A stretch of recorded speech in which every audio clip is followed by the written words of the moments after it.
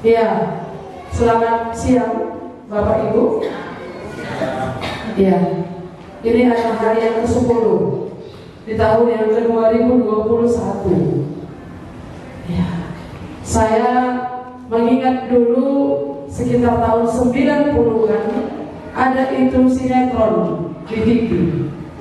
Judul sinetron itu adalah Abad 21. Ya, saya juga nggak mengikuti itu dulu, nggak mengikuti saya. Tapi dulu kami tinggal di depan di rumah persekutuan. Itu saya sering lihat di tetangga kami waktu itu, bibi itu menanti-nantikan sinetron itu. Iya, saya juga nggak tahu persis apa isinya. Tapi bagaimana kehidupan manusia di abad ke-21 yang semakin rusak, itu yang saya simpulkan. Nah, Bapak Ibu, pagi ini kita akan belajar bagaimana hidup berkenan kepada Allah. Ya, dari 1 Tesalonika pasal yang keempat.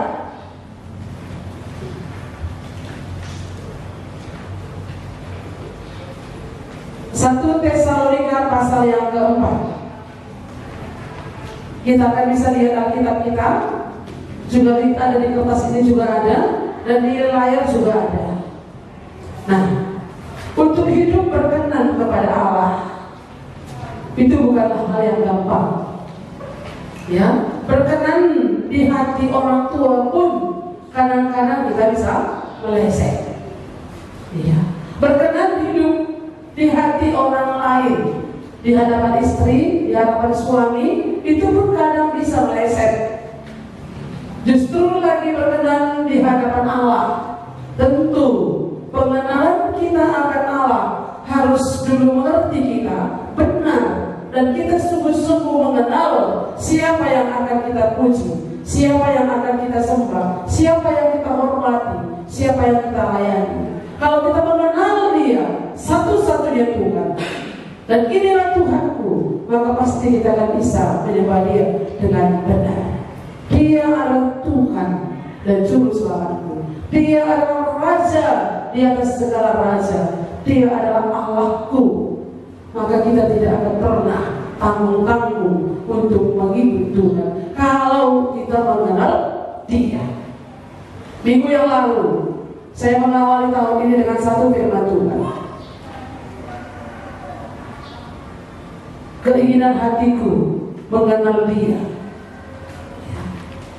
Ya, mengenal Dia. Yang ku kehendaki ialah mengenal Dia, mengenal Kristus. Dan bahasa kalau sadar mencari surah-surahku. Itu kata Paulus, sadar mencari surah-surahku telah kutandai Kristus. Dingin ku kejap kuasa kekekengan, dingin gip aku muat bahin ibas kematian.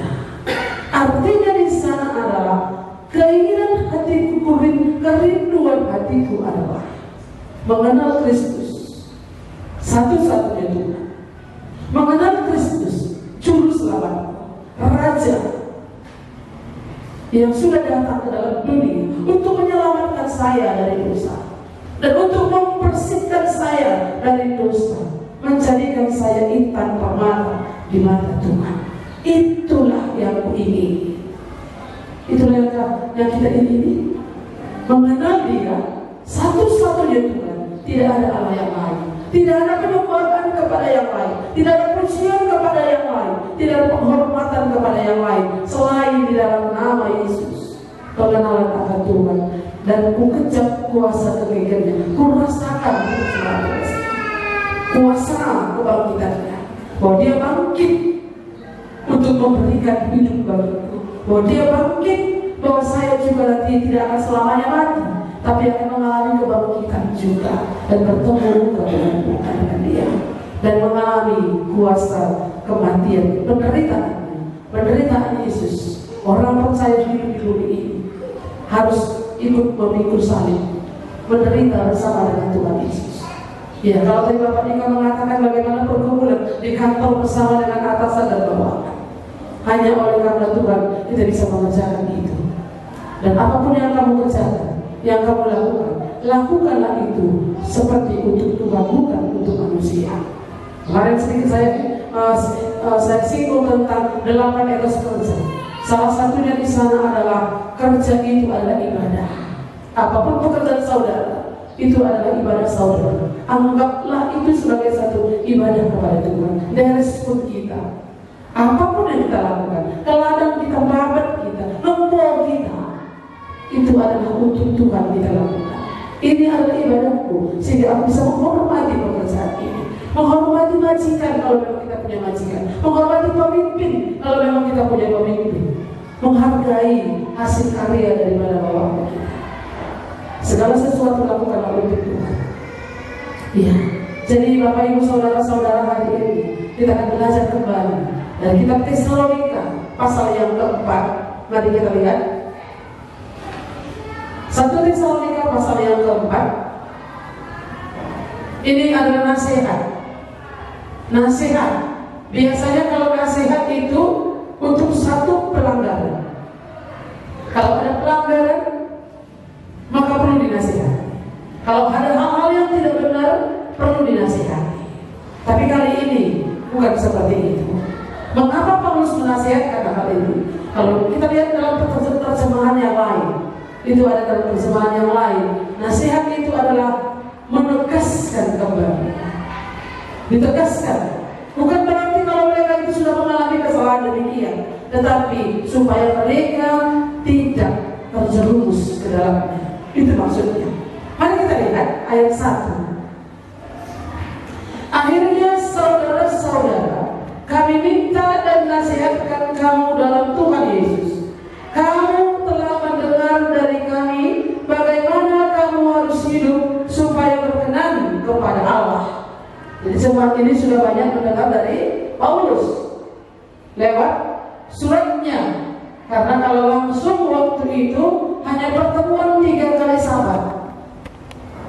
Jemaat ini bertemu dengan Paulus sebagai hamba Tuhan, sebagai rasul yang memberitakan Injil kepada jemaat ini. Enggak terlalu lama mereka mendengar Injil, enggak terlalu lama mereka dilayani. Hanya 3 kali sahabat. Karena pada waktu itu Paulus masuk ke Tesalonika, ke rumah-rumah ibadah. Karena orang jauh itu ibadah di sinagogi. Mereka menemui, Paulus menemui mereka di sana, dan Paulus melayani mereka, memberitakan tentang Yesus satu-satunya adalah Tuhan yang menyelamatkan mereka. Dan mereka percaya.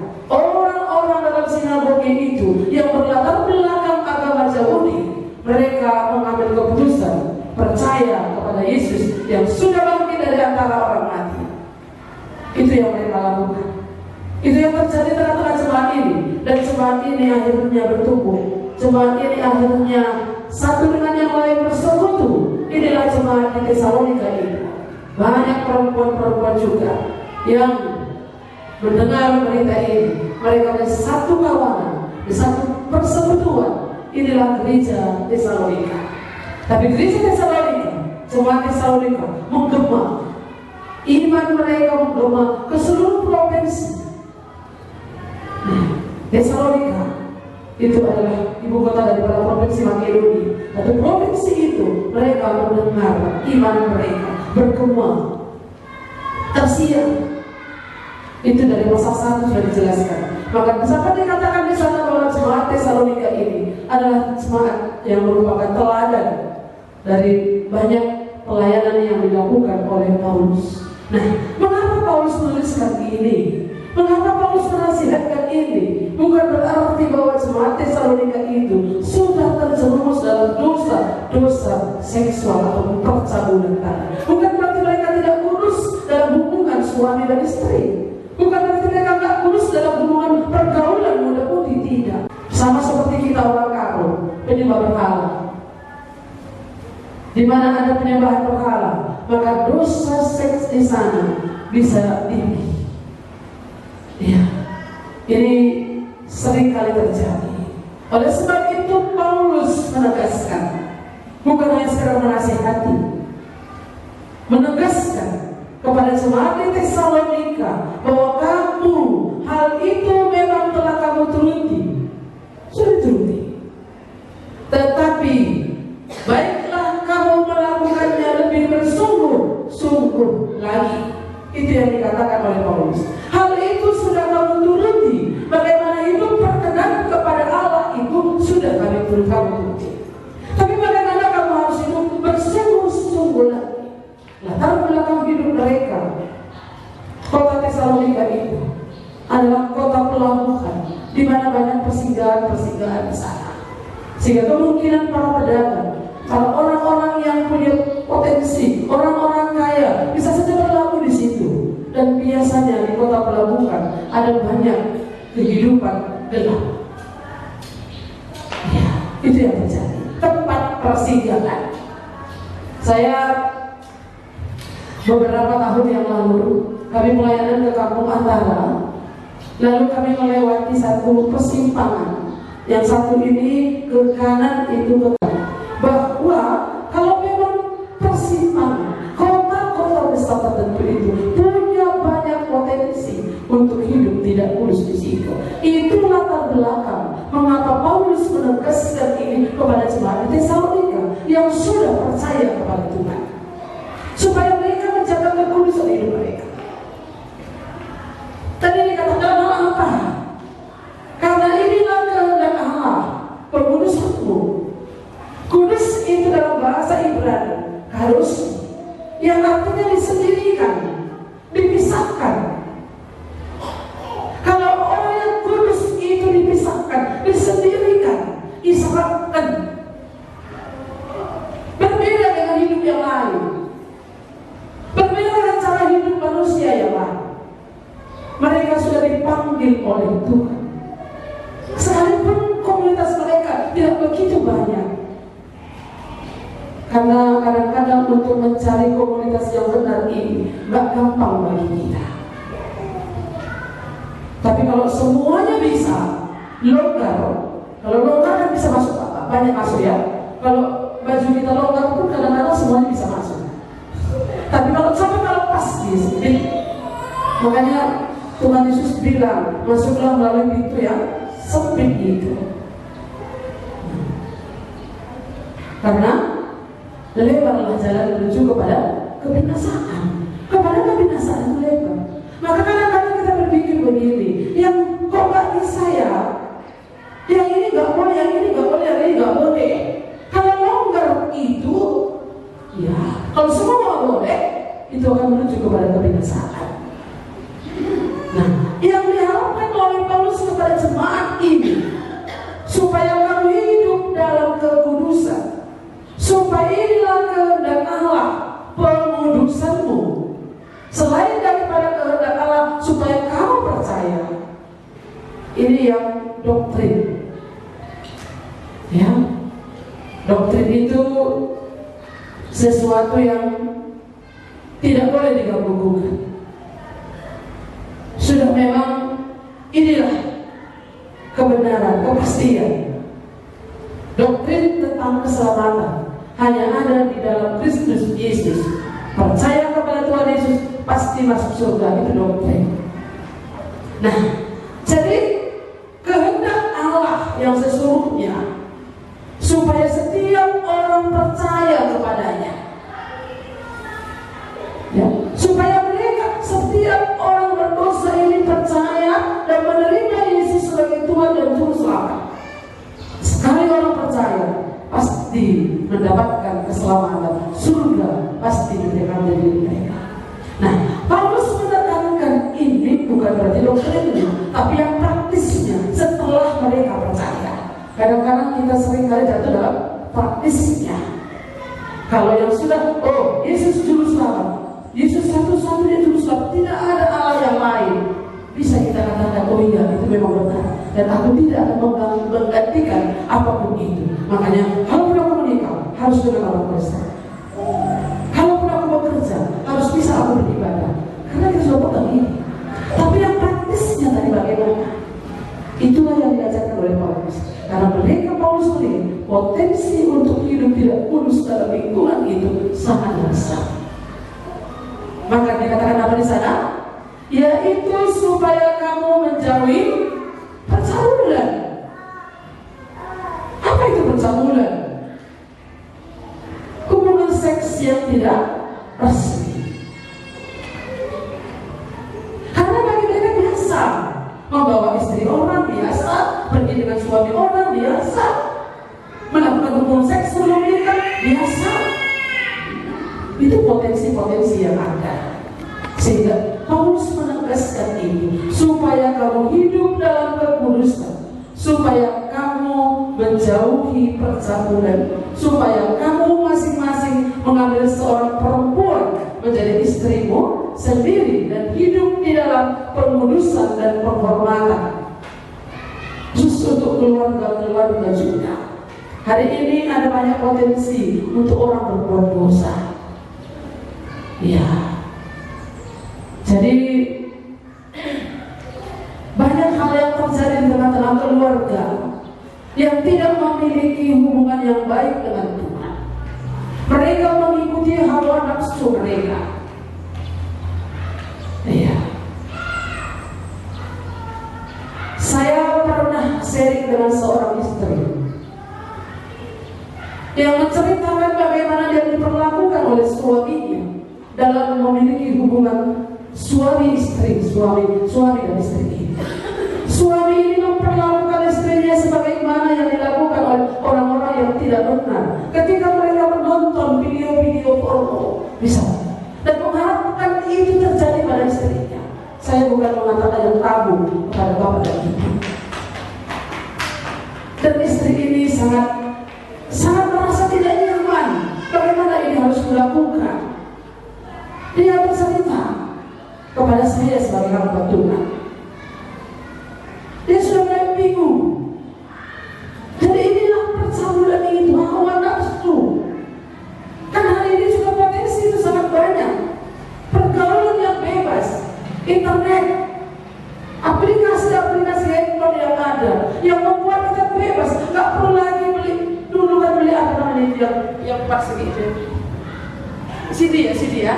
Dulu CD, harus ada TV lagi. Makanya ini kan agak terbuka ruangannya. Saya mengingat dulu di kampung saya, kadang-kadang kemana datang istri-istri orang ke rumah saya, kemudian kenapa siang di rumah, ngapain nonton mereka sama suami. Ngeri. Laki-laki dengan laki-laki nonton, pulang mereka praktekkan dengan istrinya. Sangat mengerikan. Hari ini tidak seperti itu lagi. Hari ini sudah cukup beli handphone dan beli pakai. Mereka bisa sendiri menikmatinya, bisa sendiri melihatnya. Potensi itu sangat besar.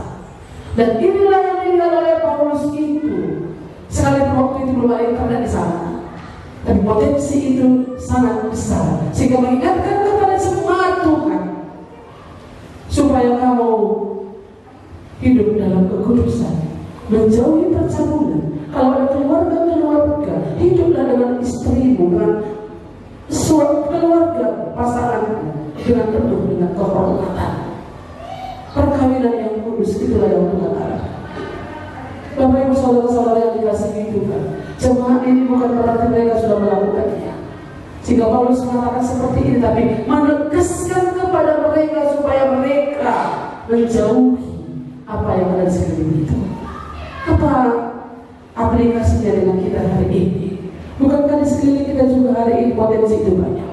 Bukan hanya untuk orang muda, tapi juga untuk orang tua. Di kalangan tempat tinggal kita di mana? Jangankan di kota, di kampung pun. Kalau dulu tempat-tempat pelabuhan, tempat-tempat persinggahan, tapi hari ini di kampung kecil sekalipun sudah mulai terjadi banyak demikian. Oleh sebab itu, Bapak Ibu saudara-saudara, jauhilah. Hendaklah kamu berkenan kepada Tuhan. Hendaklah kamu memiliki kekudusan hidup, karena inilah kehendak Allah, pengudusan hidup. Supaya hidup kita kudus, supaya keluarga kita kudus, sebagaimana yang Tuhan katakan Allah itu juga kudus, sebab aku kudus, kata Tuhan. Ya, ini karena seringkali kita berpikir, ya, kenapa harus diajarkan kepada kami jangan merupakan pasangan yang tidak seimbang dengan orang-orang yang tidak percaya, sedangkan kami punya pasangan enggak, misalnya. Tapi sebelum itu terjadi, bukan kita harus mengantisipasi diri kita ini. Bagaimana supaya kita itu hidup kudus di hadapan Tuhan? Kita memiliki latar belakang penyembahan pertama. Kita harus merefleks, mempertahankan hidup kita di hadapan Tuhan, berarti kita harus memang melayani Tuhan supaya dosa itu tidak menyerang kita. Kita memang harus memiliki persekutuan dengan Tuhan. Kita harus memang memiliki hubungan yang baik dengan Tuhan. Dengan apakah seorang muda mempertahankan kelakuannya bersih? Dengan menjaganya sesuai dengan firman Tuhan. Saya pikir bukan hanya orang muda. Dengan apakah seseorang itu semuanya, termasuk orang-orang, menjaga kekudusannya bersih? Tentu menjaganya dengan firman Tuhan. Ada firman Tuhan yang harus kita miliki, yang harus hidup di dalam kita, menguasai hidup kita, menguasai pikiran kita, menguasai seluruh tubuh kita, sehingga kita bisa hidup untuk melayani Tuhan. Orang percaya gak ada yang kebal, pendeta juga gak kebal kan? Hamba Tuhan gak kebal, pengurus gereja gak kebal. Jangan pikir nanti bahwa si anu itu kan melayani terus, kenapa dia begitu? Gak kebal. Yang kebal itu orang yang sudah ada antivirusnya. Ya, siapa antivirus kita? Firman Tuhan. Itulah yang menjaga hati kita. Itulah yang membuat pikiran itu menjadi pikiran yang benar. Itulah yang membuat ketika kita bergaul dengan lingkungan kita nggak bisa diserapkan. Sekalipun arti kata kudus tadi adalah diserapkan, dikhususkan, kita nggak bisa diserapkan dengan orang-orang yang tidak percaya. Kita akan bergaul dengan mereka.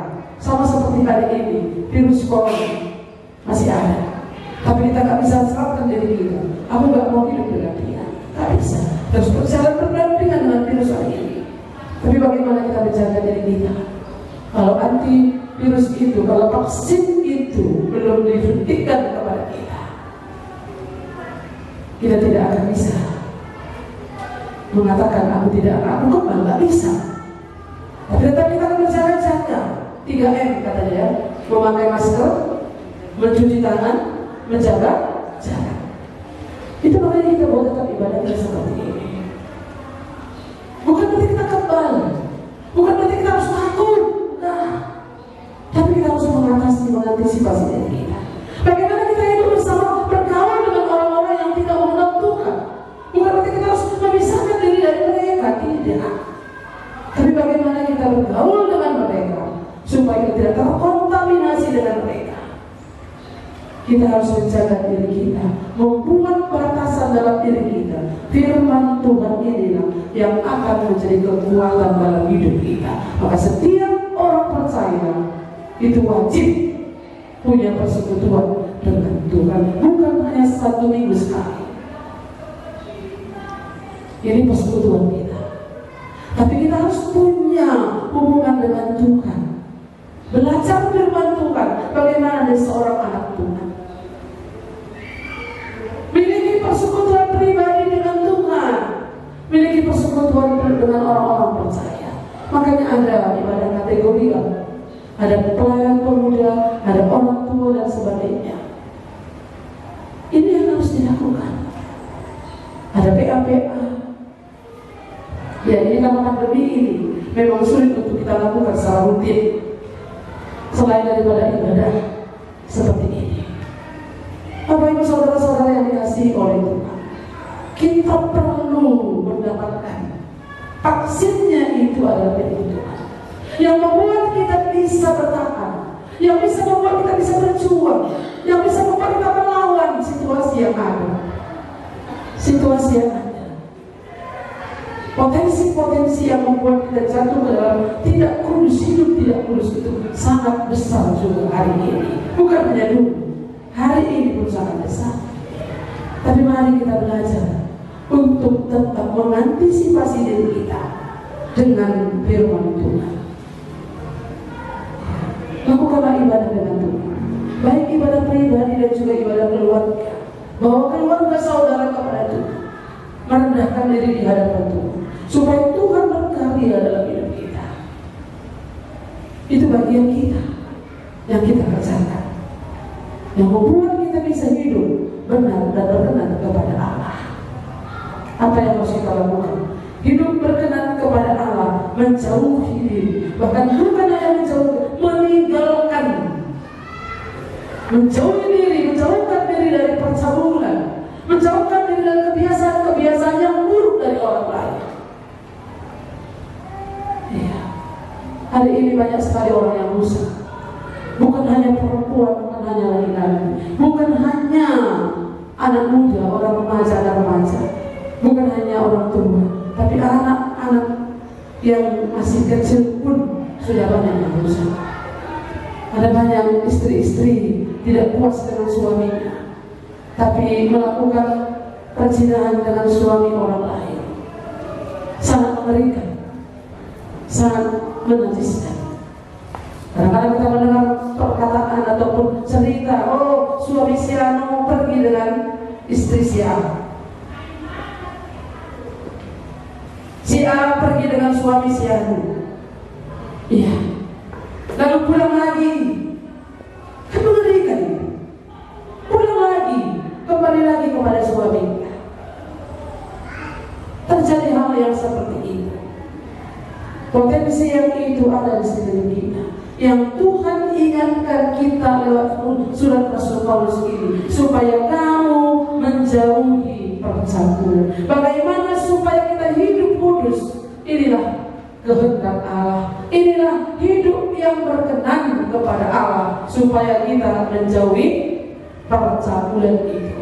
Bukan berarti saudara sudah bercabul, hidup cabul, tapi bagaimana untuk berjuang, bagaimana supaya untuk melakukan lebih lagi dan lebih lagi, supaya kita, karena potensi itu ada di sekeliling kita, maka mari kita berjaga-jaga dan mengantisipasi diri kita masing-masing dengan melakukan ibadah kita dengan Tuhan, melakukan bagaimana kita menjaga diri, bagaimana kita menjaga hidup benar di dalam Tuhan. Tentu firman Tuhanlah, hanya Tuhan yang bisa menguasai kita. Bagaimana hidup dekat dengan Tuhan, hidup bersama dengan Tuhan, itu yang bisa membuat kita terarah hidup kita dan hidup benar di dalam Tuhan. Yang kedua, mari kita lihat. Kedua di sana, bagaimana kita hidup berkenan kepada Allah. Hidup dalam kasih dan persaudaraan. Mari kita baca ayat 9 mulai. Tentang kasih persaudaraan dan tentang kasih persaudaraan tidak perlu dituliskan kepadamu, karena kamu sendiri telah belajar kasih mengasihi dari Allah. Hal itu kamu lakukan juga terhadap semua saudara di seluruh wilayah Makedonia. Ini yang ada di tengah-tengah jemaat ini.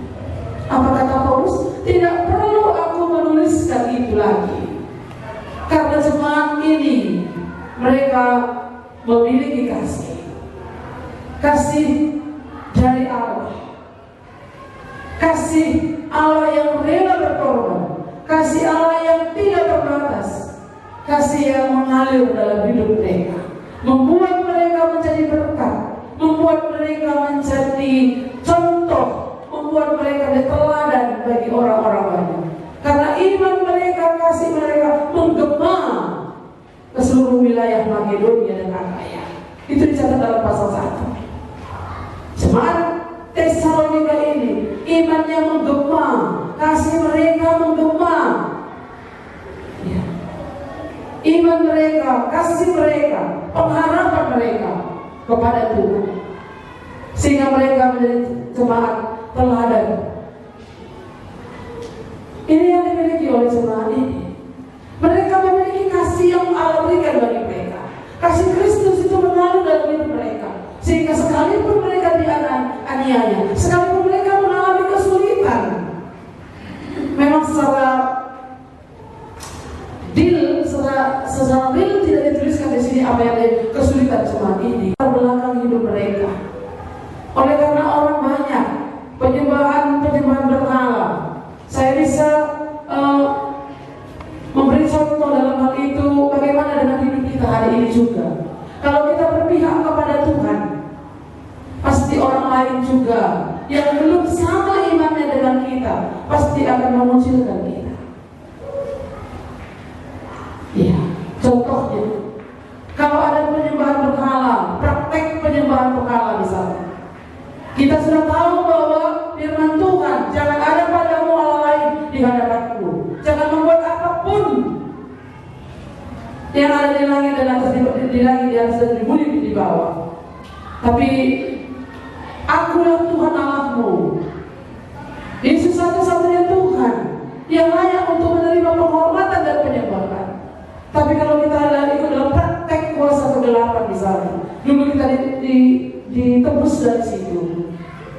Tapi kalau kita nggak mau, apa kata keluarga besar? Contohnya, ayo permen atau mami, kerja kita sekalian apa ya, saya buat namanya dulu, kami itu majakkan galuh. Karena beberapa waktu yang lalu ada anaknya yang sakit lalu kemudian sembuh, maka maka harus dipajakkan tempat persembahan ini, harus didirikan tempat penyembahan khusus untuk keluarga mereka. Maka kali bubu harus ada di sana. Ibu saya waktu itu kali bubu. Tapi bukankah kita harus lebih menghormati Tuhan daripada menghormati anak berhutani? Kamu kali bubu harus kamu katanya.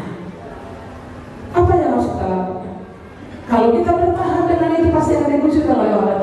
Siapa mulai gereja mulai itu akan terjadi. Dan itu juga terjadi di tengah-tengah jemaat Tesalonika ini. Ini salah satu penderitaan yang mereka alami. Tapi kalau kita mengerti kebenaran, bukankah kita lebih lebih takut kepada Allah daripada kepada manusia? Ini yang harus kita ketahukan. Pasti ditolak, pasti akan dikucilkan.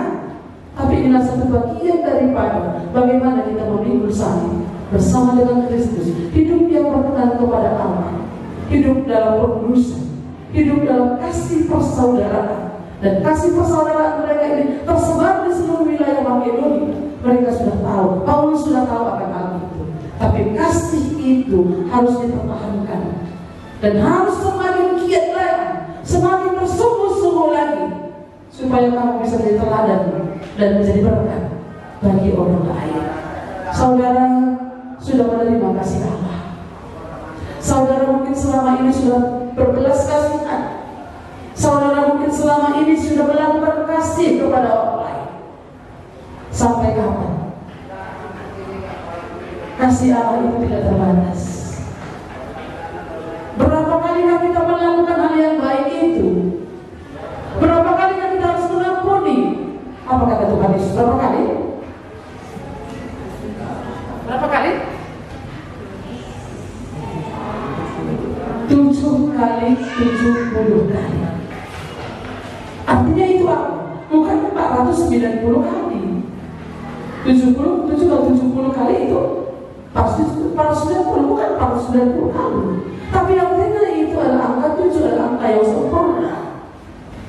Berarti kasih kita itu adalah kasih yang sempurna, kasih yang tidak terbatas. Inilah yang dikehendaki oleh Paulus, dan ini juga menjadi kehendak Allah bagi hidup kita.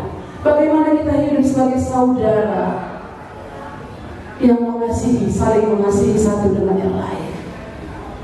Kalau kita katakan aku mengasihi Allah, tapi kita tidak mengasihi saudara kita, itu apa namanya? Itu adalah omong kosong. Ya kan? Karena Allah yang tidak kita lihat pun kita katakan bisa kita kasihi, tapi orang yang kita lihat pun tidak bisa kita kasihi. Bagaimana kita bisa mengasihi Allah yang tidak kita lihat? Itu omong kosong. Maka saudara, kalau memang saudara mengasihi Allah, bagaimana kita bisa mengasihi Allah? Kalau kita sudah menerima kasih Allah itu, mau kejam ke dalam Tuhan, mati ia di kayu persilang Tuhan aku. Sudah merasakan kasih Allah yang begitu besar. Dia menyerahkan nyawanya bagiku. Dia mengampuni aku, orang yang corok, orang yang najis di hadapan Tuhan. Bisa kita bayangkan ketika kita lumpur-lumpur, lalu kemudian kita diangkat, dibersihkan.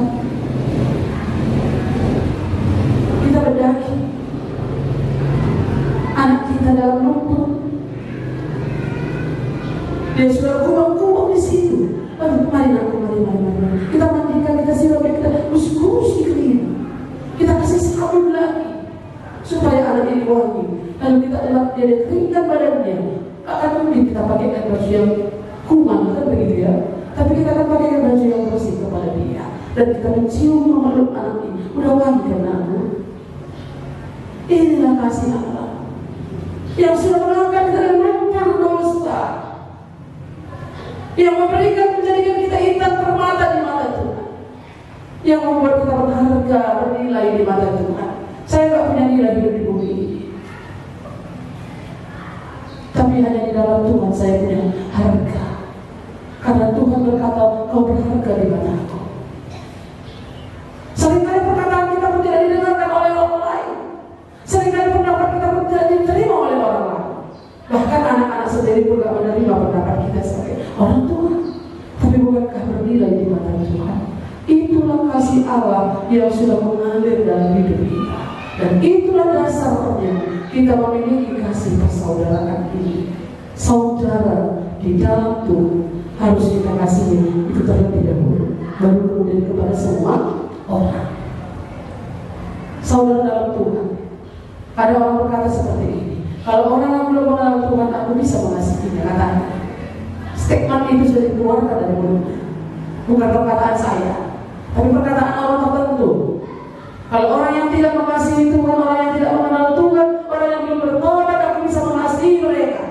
Tapi kalau orang yang sudah bertobat, mengaku bertobat, kalau dia melakukan kesalahan, sulit bagiku untuk mengampuninya, katanya. Mengerikan sekali perkataan itu. Dan akhirnya Tuhan perhadapkan dia dengan orang yang tidak mengenal Tuhan tadi. Hari ini kita bisa melihat, saya bisa melihat, saya tidak sebutkan orangnya. Sulit bagi dia. Gak bisa juga dia mengasihi orang yang bertobat tadi. Gak bisa. Tapi Tuhan ingatkan kembali. Inilah sudah, saya pernah bilang sama dia. Saya bilang sama mereka, sama orang itu langsung. Dulu kamu punya statement seperti ini. Ini waktunya. Kamu lihat kan? Gak bisa kamu mengasihi mereka. Iya Bu. Iya. Kasih persaudaraan itu harus ditingkatkan. Kasih persaudaraan. Dan itu tidak perlu kutuliskan kepadamu, kata Paulus, karena kamu sendiri telah belajar kasih mengasihi dari Aku. Hal itu kamu lakukan juga terhadap semua saudara di seluruh wilayah Makedonia. Tetapi kami menasihati kamu. Kembali kata menasihati itu menegaskan kepada kamu, saudara-saudara, supaya kamu lebih bersungguh-sungguh lagi. Sekali lagi saya katakan, bukan berarti saudara terlibat dalam dosa ini. Tapi mengapa ini disampaikan kepada kita? Kehendak Tuhan supaya kita berkenan kepadanya. Akhirnya supaya kita juga semakin sungguh-sungguh untuk melakukan kasih ini. Jangan tanggung-tanggung berbuat kasih. Ini kadang-kadang kita memang kalau berbuat kasih ini sampai ada batasnya ya. Kalau sudah 3 kali kita kasih pahitnya, ke-4 kali kadang-kadang sulit bagi kita untuk melanjutkannya. Tapi kasih Allah tidak berkesudahan. Iya. Inilah harapan Paulus kepada jemaat ini. Ayat yang berikutnya, ayat 11, dan anggaplah sebagai suatu kehormatan untuk hidup tenang, untuk mengurus persoalan-persoalan sendiri, dan bekerja dengan tangan seperti yang telah kami pesankan kepadamu, sehingga kamu hidup sebagai orang-orang yang sopan di mata orang luar dan tidak bergantung pada mereka. Iya, saya untuk hidup tenang ini pun saya harus berjuang, karena saya orangnya cepat galau, sulit untuk hidup tenang. Kalau mendengar berita sesuatu saya cepat emosi, itulah saya orangnya. Tapi ketika firman Tuhan ini berbicara, ini dari pelajaran yang besar bagi saya, yang harus saya belajar di dalam. Anggaplah sebagai suatu kehormatan untuk hidup tenang, untuk mengurus persoalan-persoalan sendiri dan bekerja dengan tangan, seperti seperti yang telah kami pesankan kepadamu. Tenang dalam mengurus segala persoalan-persoalan. Ada satu yang pernah disampaikan oleh Ketua Sinodi GKMI, tapi bukan Pak Agus, tapi dulu itu Paulus Wijaya. Lalu beliau berkata seperti ini, kalau kita punya masalah dalam satu komunitas atau dalam keluarga, jangan gegeran. Itu dalam bahasa Jawa, jangan gegeran, tapi haraplah tenang dan anggaplah itu merupakan satu kehormatan. Bagaimana kita bisa mengelola itu? Tapi seringkali gegeran. Saya bukan menuduh Bapak dan Ibu, saya juga gegeran, tapi belajar bagaimana untuk tidak gegeran, belajar untuk hidup tenang. Oleh karena Tuhan, ya, kasih itu harus tetap ada. Dasarnya adalah kasih. Itu yang harus dilakukan. Ada kasih Allah yang sudah kita terima ketika kita percaya kepadanya. Ketika kita menerima Dia sebagai Tuhan dan Juru Selamatnya, harus sampai kita mengerti bahwa benar kasih Allah sudah diberikan kepada kita. Kasih Allah yang tidak terbatas itulah yang mengalir dalam hidupku. Ada lirik lagu mengatakan kasih dari surga mengalir di hatiku, di hidupku, membuat damai di hidupku. Kasih dari surga mengalir di hati, membuat damai di hidupku. Itu kata lirik lagu itu. Kasih dari surga, kasih di Golgota itu, kasih yang di mana Allah rela mengorbankan seluruh hidupnya dalam Kristus Yesus, mati di atas kayu salib. Itulah yang diberikannya kepada Bapak dan Ibu, kepada saya, dan termasuk kepada jemaat di Tesalonika waktu itu. Dan inilah dasarnya kasih mereka tersebar ke seluruh provinsi wilayah dunia. Kasih kita. Ya. Ini yang perlu kita renungkan. Kasih Allah itulah yang menjadi dasar bagi kita, bagaimana kita bisa mengasihi saudara-saudara kita. Dan inilah yang harus ada dalam hidup kita, supaya hidup kita berkenan kepada Allah. Kasih persaudaraan. Saudara dengan saya, kita bersaudara di dalam Tuhan. Seringkali kita bernyanyi, dalam Yesus kita bersaudara. Kan begitu ya? Dalam Yesus kita bersaudara. Satu dengan yang lainnya. Di dalam Yesus kita bersaudara. Darah yang mengalir dalam tubuh saya ini, darah yang sudah menguduskan saya, membersihkan dosa saya, itu juga darah yang mengalir untuk membersihkan dosa saudara sekalian. Sama, darah yang itu mengalir sama.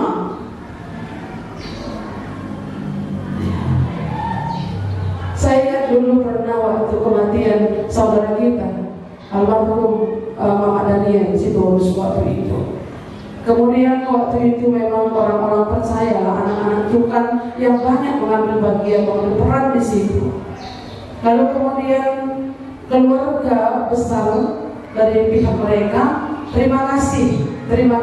Kalau ada kata-kata yang lebih dari terima kasih, sudah kami sampaikan kepada jemaat ini, itu katanya.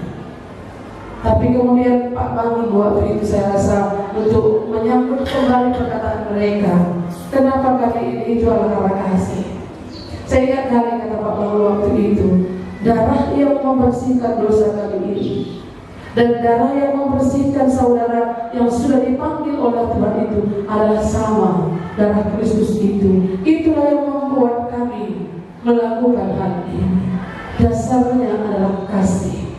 Kasih persaudaraan antara saya dan Bapak Ibu. Itulah yang membuat kita ini berkenan juga kepada Allah. Ini memang hal praktisnya, bukan yang doktrin. Tapi sebagai orang percaya, seringkali kita jatuh dalam hal yang praktis itu.